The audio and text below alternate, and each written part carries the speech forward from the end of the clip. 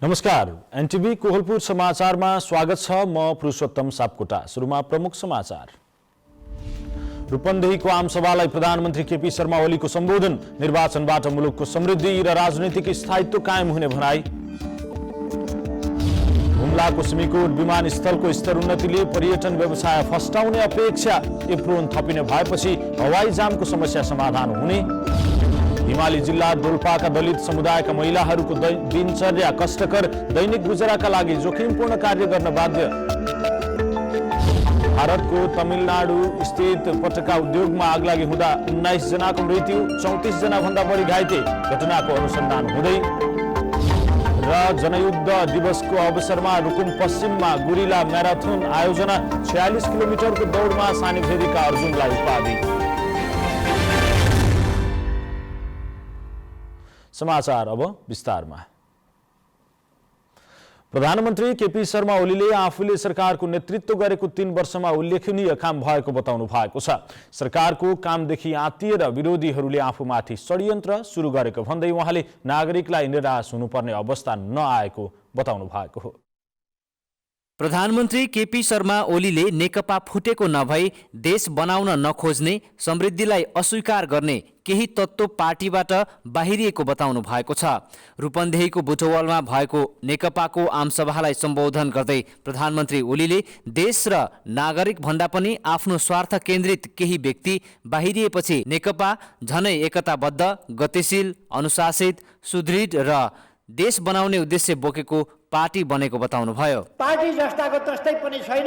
पार्टीबाट केही तत्त्वहरू बाहिरिएका छन्, उद्देश्य नमिलेका तत्त्वहरू, देश बनाउने उद्देश्य नबोकेका तत्त्वहरू, समृद्धिको सपना देख्न खोज्ने, समृद्धिका प्रयासहरू अगाडि बढाउने खोज्ने, यी कुराहरूलाई अस्वीकार गर्ने तत्त्वहरू अहिले पार्टी छोडेर बाहिरिएका छन्, बाहिरिएर आत्तिरहेका छन्। बाहिरिएर उनीहरू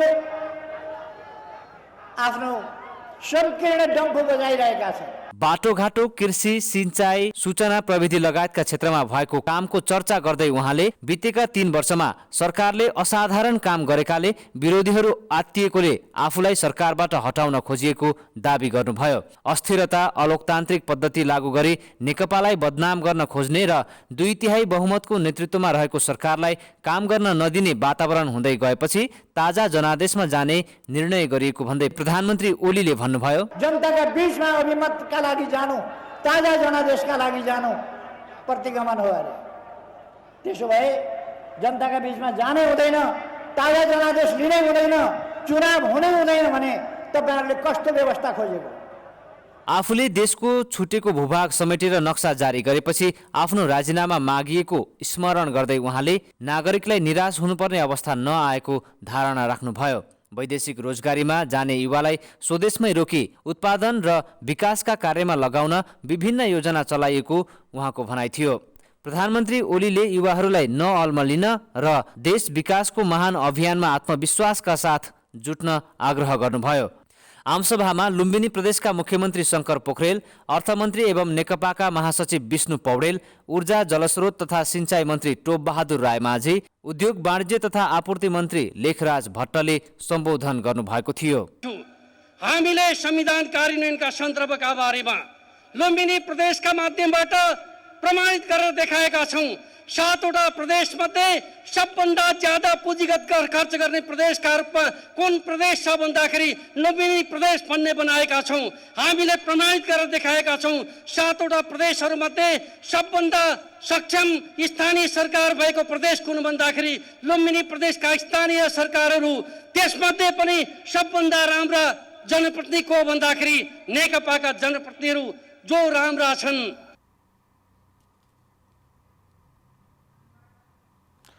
माओवादी जनयुद्धका पूर्व जनमुक्ति सेनाले सम्मानित ढंगले बाँच्ने वातावरण बनाउन सरकारसँग माग गरेका छन्। पूर्व जनमुक्ति सेना नेपालको बुटवलमा भएको राष्ट्रिय भेलामा लुम्बिनी प्रदेशका मुख्यमन्त्री शङ्कर पोखरेलले जनयुद्धका घाइतेहरूको उपचार भइरहेको भन्दै अब स्वास्थ्य बीमा पनि गरिने बताउनु भएको छ।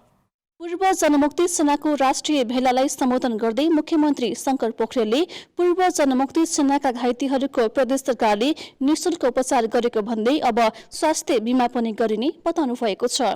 मुख्यमन्त्री पोखरेलले राजनीतिक नेतृत्वले गरेका गलत निर्णयमा योद्धाहरूलाई जिम्मेवार बनाउन नहुने बताउनुभयो। स्वास्थ्य बीमाको कार्यक्रम जनमुक्ति सेनाका योद्धाहरूका लागि र जनान्दोलनका घाइतेहरूका लागि निःशुल्क व्यवस्था गरिनेछ। जुन पैसा तिर्नुपर्ने हुन्छ त्यो पैसा प्रदेश सरकारका तर्फबाट उपलब्ध गराउने कुराको वचनबद्धता जारी गर्न चाहन्छु। ऊर्जा जलस्रोत तथा सिंचाई मन्त्री टोपबहादुर राय माझीले तत्कालीन माओवादी नेतृत्वले पूर्व जनमुक्ति सेनालाई क्यान्टोनमेन्टको आर्थिक हिसाब मिलान गर्न जरुरी रहेको बताउनुभयो। वर्तमान सरकारले पूर्व जनमुक्ति सेनाका समस्या समाधान गर्ने बताउँदै आजको लक्ष्य विकास र समृद्धि भएकाले सबैलाई त्यसतर्फ लाग्न आग्रह गर्नुभयो। योगदानहरू सारा चीज गरे तिनको पोजिटिभिटी भए केही नेता र केही अवसरवादी नेताहरूको घेरामा केही नेताहरू परेर सबैलाई बिर्सिएर र केही अवसरवादी र तिनीहरूको आफ्नो व्यक्तिगत आकांक्षा पूरा गर्न स्वार्थ पूरा गर्नको लागि आफ्नो परिवारको स्वार्थमा गरेर केन्द्रित भयो। त्यसकारणले यो स्थिति आएको हुन्छ। भेलामा उद्योग वाणिज्य तथा आपूर्ति मन्त्री लेखराज भट्टले विद्यालयबाट निकालेर युद्धमा समावेश गराएका पूर्व जनमुक्ति सेनाको धेरै विषय सम्बोधन हुन आवश्यक रहेको बताउनुभयो।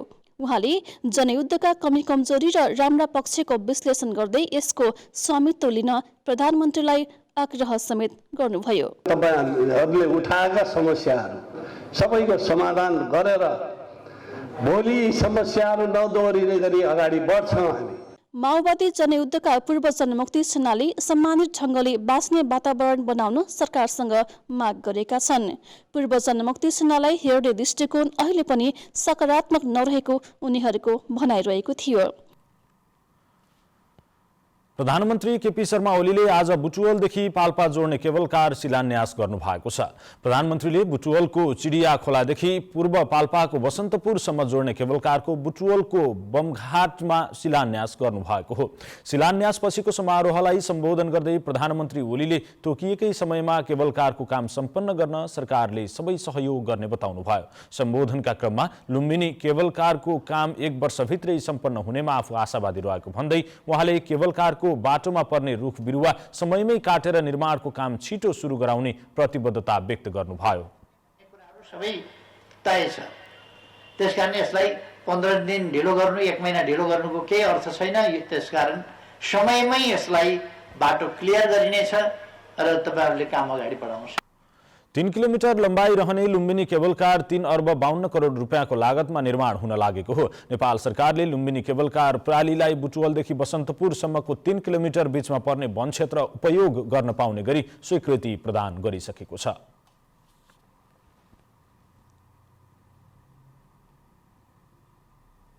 यो यथा समयमा सफलतापूर्वक सम्पन्न होस्, यही शुभकामनाका साथ सरकारको तर्फबाट आवश्यक सहयोग पुग्छ।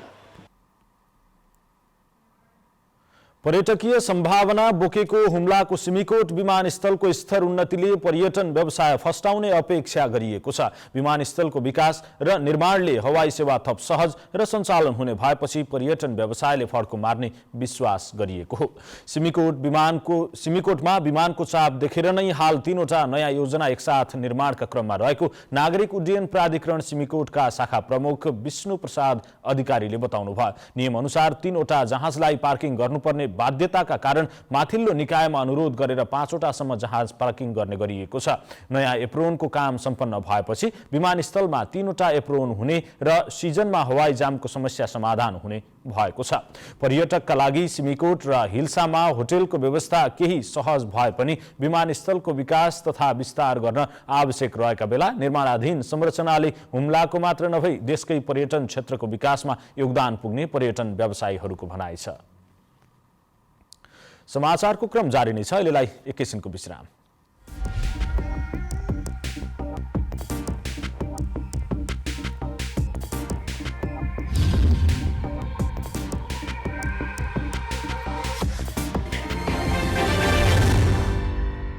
लामो समयसम्म हामी बन्दाबन्दी वा चाहिँ निषेधाज्ञा लागू गरेर चाहिँ सङ्क्रमण दरलाई नियन्त्रण गर्ने बाटोमा अगाडि बढ्न सक्ने अवस्था रहँदैन। आवश्यकता अनुसार हामी एरिया बन्दी गरेर चाहिँ ट्रेसिङको काम अगाडि बढाउनेछौँ। अन्यथा हामी आर्थिक क्रियाकलाप सँगसँगै महामारी विरुद्धको लडाइँ अगाडि बढाउनु पर्नेछ। त्यस अर्थमा सम्पूर्ण दाजुभाइ दिदीबहिनीहरूले सकेसम्म चाहिँ आवश्यकताभन्दा बढी गतिविधि मुभमेन्टहरू नगर्नका लागि म अनुरोध गर्न चाहन्छु। घर बाहिर निक्लनु पर्दाखेरि अनिवार्य रूपमा स्वास्थ्य सुरक्षा मापदण्ड प्रयोग गर्ने, मास्क लगाउने र कुनै पनि वस्तुलाई छोइसकेपछि, सार्वजनिक स्थानका वस्तुहरूलाई छोइसकेपछि सेनिटाइज गर्ने वा चाहिँ साबुन पानीले हात धुने जस्ता मापदण्डहरू प्रयोग गर्ने र एक अर्को व्यक्तिबाट चाहिँ निश्चित दूरी बनाएर चाहिँ संवाद गर्ने खालको तरिका प्रयोग गर्यो भने यो महामारी विरुद्ध हामी आफूलाई सुरक्षित गर्न सक्छौँ। त्यो दिशामा सम्पूर्ण दाजुभाइ दिदीबहिनीहरूको सहयोग हुनेछ भन्ने विश्वास र अपेक्षाका साथ म हार्दिक अनुरोध गर्न चाहन्छु। जनचेतनाका लागि लुम्बिनी प्रदेश सरकार, मुख्यमन्त्री तथा मन्त्री परिषदको कार्यालय रूपन्देही। विश्रामपछि समाचारमा पुनः स्वागत छ। अब बाँकी समाचार। कपिलवस्तुको कृष्णनगरदेखि बहादुरगञ्ज हुँदै चन्द्रौटा जोड्ने 20 किलोमिटर सडक 4 लेनमा विस्तार हुन थालेको छ। करिब 80 करोड रुपियाँ ऋण लगानीमा सडक विस्तारको काम भए पनि कोरोना महामारी र समयमै रकम भुक्तानी नहुँदा निर्माण कार्यले तीव्रता भने पाउन सकेको छैन।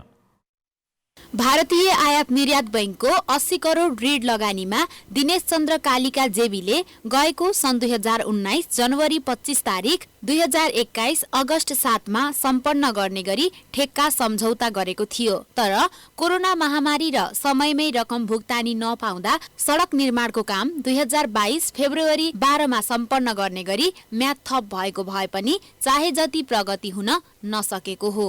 हाम्रो चाहिँ यो फोरलेनको बाटोमा पहिला यो कोभिड-19 महामारीले गर्दाखेरि पहिला काम बन्द भइरहेको थियो। पहिले बर्खाले गर्दाखेरि, पहिले पानीले गर्दाखेरि काम बन्द थियो। अहिले चाहिँ काम एकदमै राम्रै स्पिड गतिमा अघि बढिरहेको छ। विगत 6 महिना पुरा भइसक्यो, तर पनि त्यो भ्यू एप्रुभ नभएको, तर यहाँ साइडमा चाहिँ काम भएको हुनाले त्यसमा त हाम्रो लगानी चाहिँ लागिसकेको र भ्यू एप्रुभ नभएको कारणले चाहिँ हाम्रो पैसा रोकिराखेको र मेटेरियल र म्यान पावरको पनि हामीले जो गर्न सक्ने कारणले गर्दाखेरि चाहिँ थोरै अहिले कम भइरहेको छ। यो हाम्रो भियो हुने र अहिलेको सब्मिट भएको आइपिसीको पैसा पाउने बित्तिकै हामीले चाहिँ थप काममा चाहिँ प्रगति गर्छौँ। पूर्व पश्चिम राजमार्ग निर्माण गर्ने क्रममा कृष्णनगर चन्द्रौटा सडक सञ्चालनमा आएको थियो। कपिलवस्तुको मुख्य भन्सार कार्यालय सहित चन्द्रौटा कृष्णनगर क्षेत्रमा व्यापार विस्तार, दर्जन बढी उद्योग, कला कारखाना सञ्चालनमा रहेकाले पनि 4 लेनको सडक आवश्यक थियो। कृष्णनगर चन्द्रौटा सडक 4 लेनको विस्तार भएसँगै कपिलवस्तु लगायत विभिन्न जिल्लाका 200 बढीले रोजगार समेत पाएका छन्। कमला घिमिरे, नेपाल टेलिभिजन, लुम्बिनी प्रदेश, कपिलवस्तु। हिमाली जिल्ला डोल्पाका दलित समुदायका महिलाहरूको दिनचर्या कष्टकर छ। अशिक्षा र गरिबीका कारण महिलाहरूले दैनिक गुजराका लागि जोखिमपूर्ण कार्य गर्दै आइरहेका छन्। हिमाली जिल्ला डोल्पाका दलित समुदायका महिलाहरूको चुलो दैनिक मजदुरीबाटै बल्ने गर्दछ। अशिक्षा र चरम गरिबीले थलिएका उनीहरू दैनिक गिटी कुट्ने, ढुङ्गा बोक्ने, मल बोक्ने लगायतका काम गरेर बिहान बेलुकीको छाक टार्न बाध्य छन्। पढ्ने लेख्ने कलिलै उमेरमा बिहे र घर व्यवहारको बोझका कारण एक छाक टार्न पनि रात दिन ढुङ्गा माटोसँग खेल्नु पर्ने अवस्था छ। दलितलाई ढुङ्गा कुटेर पनि खान नपुग्ने र पढे लेखेकाहरूले पनि जागिर नपाउने अवस्था अझै नछुटेको स्थानीय कलमी सार्कीको भनाइ छ। ढुङ्गा कुटेर पनि नपुग्ने, कुनै काहीँ काम गरेर पनि नपुग्ने, कुनै दलितका बालबालिकाहरूले लेख्न पढ्न पाएकाले पनि जागिरी पनि नपाउने, त्यसै थिचुमिचु गरिकन हामीले ढुङ्गा कुटेर खाएका छौँ। त्यसै गरी अर्की रूप्सी सार्कीको पीडा पनि उस्तै छ। खाइ नखाई अर्काको मजदुरी गरेर पढाएका छोराछोरी पनि जागिर नपाएर अर्काकै मजदुरी गर्न बाध्य भएको उहाँको गुनासो छ। अब कसैको मोल बोकी, कसैको भाँडा धोई, कसैको ढुङ्गा कुटी, बालबच्चा पढायौँ, 12-11 क्लियर गऱ्यौँ। त्यो क्लियर गरिकन जागिरी पाएन। अझसम्म हामीले ढुङ्गा कुट्नु छुट्या छैन, मोल बोक्नु छुट्या छैन, कसैको लादनी चदनी गर्नु छुट्या छैन। पीडा गर्न अझ हामी दलित गर्न यस्तै छ पीडा। गाउँमै सरकार भए पनि दलित महिलाहरूको जीवनस्तर उकास्नका लागि अहिलेसम्म कसैले पनि सहयोग नगरेको उहाँको भनाइ छ। कमजोर आर्थिक अवस्थाका कारण उपचार गर्न रकम नपाएर रोग लुकाएर बस्न बाध्य छन्। देशमा जति व्यवस्था परिवर्तन भए पनि ग्रामीण भेगका दलितहरू अझै पनि रोग भोग र शोकले ग्रस्त भएको दलित अगुवाहरूको दाबी छ। नेपाल टेलिभिजनका लागि रामचन्द्र नेउपाने, डोल्पा। ज्येष्ठ नागरिकहरूको सम्मान हुन नसक्दा कैयौं अभिभावकहरू वृद्धाश्रममा बस्न बाध्य छन्। पाल्पाका केही स्थानीय तहसहित अहिले धेरै स्थानीय सरकारले न्यानो कपडा, पोषक खाद्य पदार्थ वितरण गर्दै सम्मान गर्ने प्रचलन सुरु भएको छ। आज हामीले स्थानीय सरकारले गरेको सहयोग र सम्मान कस्तो लाग्छ भनेर पाल्पाका ज्येष्ठ नागरिकका संरक्षकलाई सोधेका छौं। हेरौं आजको आवाजमा।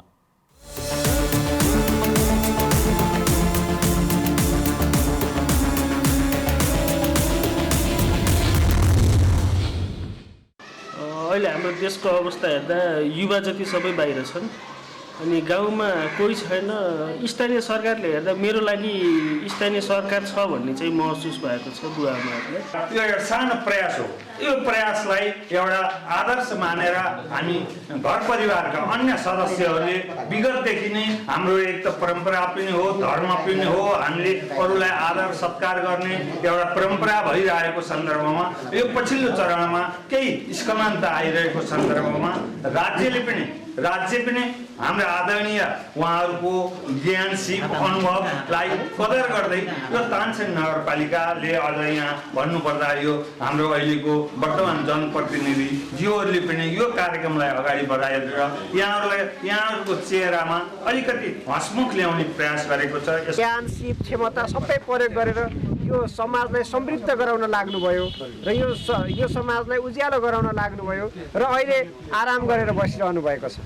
उहाँहरूलाई हामीले के गर्न सक्छौँ भन्दा मजाले उहाँहरू घर बस्नु भएको छ, उहाँहरूलाई सम्मान गर्ने, उहाँलाई पोसिलो खानेकुरा खुवाउने, उहाँलाई न्यानो गरिराख्ने र यिनै कार्यक्रमहरू मात्रै हामीले गर्न सक्छौँ। हामीले अरू काम छुट्टै गरौँला, युवाहरूले अरू रोजगार पनि गर्न सक्नुहोला, तर ज्येष्ठ नागरिकलाई रोजगार दिनुहोस् भन्ने कुरो त हुँदैन। उहाँहरूलाई त स्याहार र सम्भार गर्ने हो। सरकार भनेको वास्तवमा चाहिँ कुनै चाहिँ विशेष वस्तुहरू आउने होइन कि सरकार आउने भनेको चाहिँ कहिले भत्ता बनेर आएको हुन्छ, हामीले भत्ता गृह बुझ्छौँ, कहिले पोको बगान बनेर आएको हुन्छ, सरकार आएको हुन्छ, कोभिड आउने चाहिँ सरकारले पठाएको चाहिँ न्यानो कपडा बुझेका हुन्छौँ।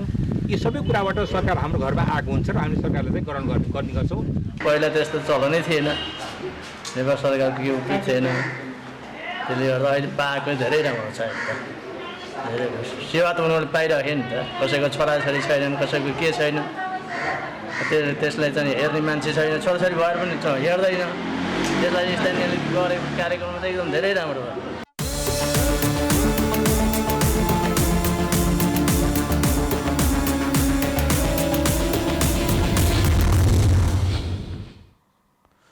पश्चिम नेपालका तराई क्षेत्रमा खपटाको छाना भएका परम्परागत घरहरू लोप हुने अवस्थामा पुगेका छन्। आधुनिकताको नाममा खपटाका घर भत्काएर सिमेन्टका घर बनाउने प्रचलन बढेपछि खपटाका पुराना घरहरू लोप हुने अवस्थामा पुगेका हुन्। तराईका युवा वैदेशिक रोजगारमा जाने क्रम बढेसँगै खपटा र माटोबाट बन्ने परम्परागत घर भत्काएर सिमेन्टका पक्की घर बनाउने क्रम बढेको छ। पछिल्लो 8-10 वर्ष यता तराई क्षेत्रमा युवाको विदेशी क्रम बढ्नका साथै विदेशबाट आउने युवामा खपटाको घर भत्काएर भए पनि पक्की घर वा जस्ता पाताको घर बनाउने प्रचलन देखिएको छ। खपटा बनाउने माटो र खपटा पार्ने कारिगरको समेत समस्या भएपछि पुराना खपटाका घर लोप हुने अवस्थामा पुगेको स्थानीयको भनाइ छ। खपटा पकाउन इन्धनका रूपमा प्रयोग हुने कोइला, गुइठा एवं दाउराको समेत अभाव भएपछि खपटाले घर छाउने क्रम कम भएको हो। समाचारको क्रम जारी नै छ, अहिलेलाई एकैछिनको विश्राम।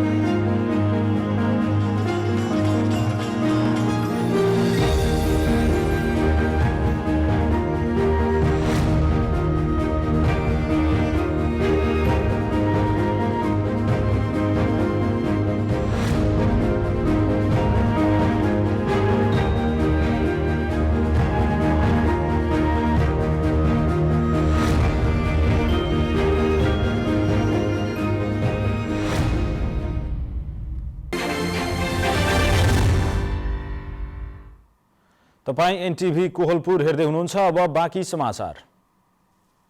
बैतडीमा कोरोना कहरका कारण स्थगित भएको गाउँघरमा चिकित्सक कार्यक्रम फेरि सञ्चालनमा आएको छ। निशुल्क रूपमा गाउँघरमै चिकित्सकीय सेवा दिने उद्देश्यले कार्यक्रम सञ्चालनमा ल्याइएको हो। हालसम्म जिल्लाका 3 स्थानीय तहमा कार्यक्रम सम्पन्न भइसकेको जिल्ला अस्पताल बैतडीका प्रमुख डाक्टर वसन्तराज जोशीले जानकारी दिनुभयो। जिल्ला अस्पतालमा पुग्न सहज नभएका नागरिकलाई गाउँघरमै चिकित्सक पुगेर सेवा दिने उद्देश्यले शिविरको आयोजना समेत गरिएको छ।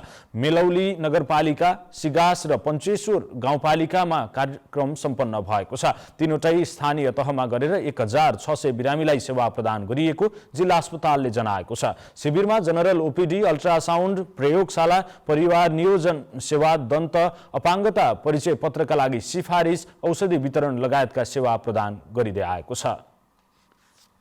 अब अन्तर्राष्ट्रिय समाचार।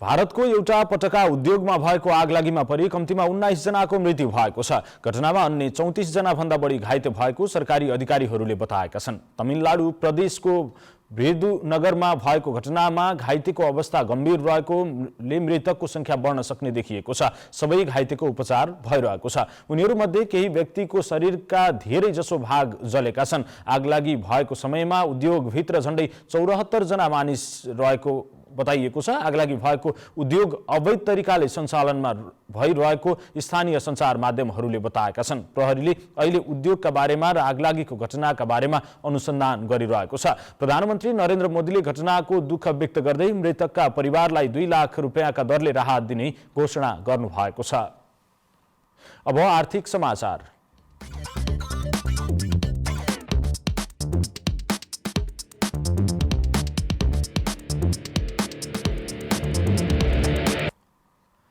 मकैको सिजन सुरु भएसँगै मूल बिउको अभाव देखिएको छ। हाल मूल बिउ करिब 31,091 किलो मौजदात रहेको बिउ बिजन गुणस्तर नियन्त्रण केन्द्रको तथ्याङ्कमा छ। तर मूल बिउको माग भने 45,000 किलो भन्दा बढी रहेको केन्द्रले बताएको छ। निजी कम्पनी, सहकारी र बिउ उत्पादन समूहले मूल बिउ लगेर उन्नत बिउ उत्पादन गरी किसानलाई उपलब्ध गराउँदै आए पनि अहिले सिजनमै मकैको मूल बिउ अभाव देखिएको हो। नेपाल कृषि अनुसन्धान परिषदसँगै सहकारी र निजी कम्पनी गरी करिब 44 वटाले मूल बिउ उत्पादन गर्दै आएका छन्। तर उनीहरू मकै भन्दा धान र गहुँमा केन्द्रित भएकाले मकैको मूल बिउ अभाव देखिएको हो। अरुण 2, रामपुर कम्पोजिट र मनोकामना 3 जात पहाडसँगै तराईका लागि पनि सिफारिस गरिएको छ। अहिले पहाडका लागि व्यापक माग आएको केन्द्रले जनाएको छ। नेपाल कृषि अनुसन्धान परिषदले मकैका अन्य जात विकास गरे पनि किसानले अरुण 2, रामपुर कम्पोजिट र मनोकामना 3 मात्रै रुचाएका छन्। अब खेलकुद समाचार।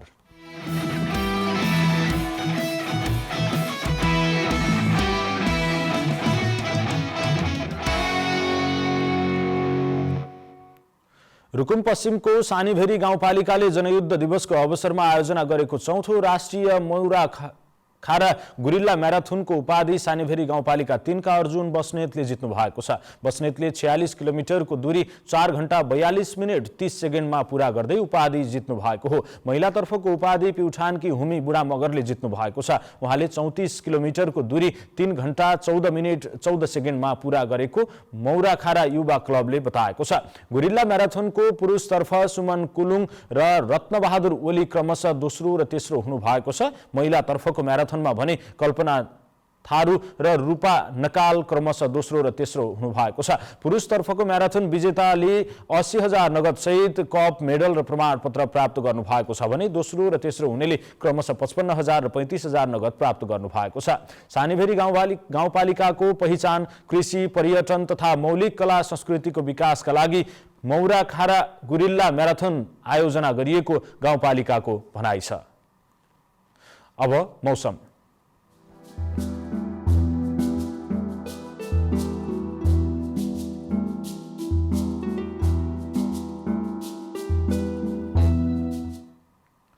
पश्चिमी वायुको प्रभावले आज देशभर आंशिकदेखि सामान्य बदली रही उच्च पहाडी तथा हिमाली भूभागका थोरै स्थानहरूमा हल्का हिमपात भएको मौसम पूर्वानुमान महाशाखाले जनाएको छ। आज राति पनि देशभर आंशिकदेखि सामान्य बदली रही उच्च पहाडी तथा हिमाली भूभागका केही स्थानहरूमा हल्का हिमपातको सम्भावना रहेको छ। अब मौसम सम्बन्धी थप विवरण।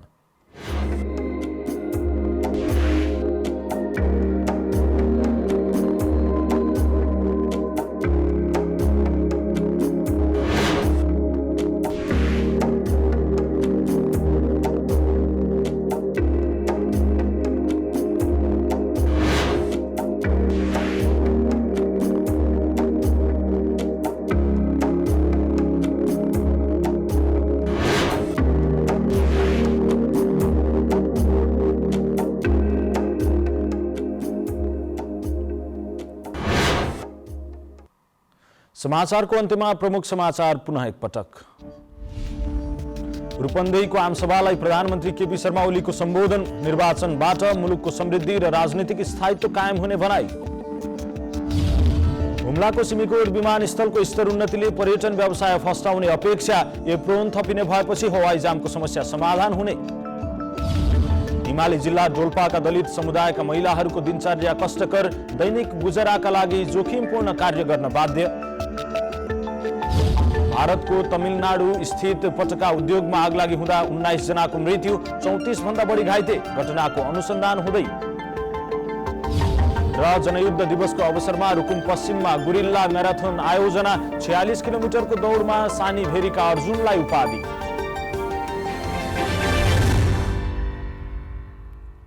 हवस् त अहिलेलाई समाचारको सिलसिला यति नै। बिदा दिनुहोस्। नमस्कार।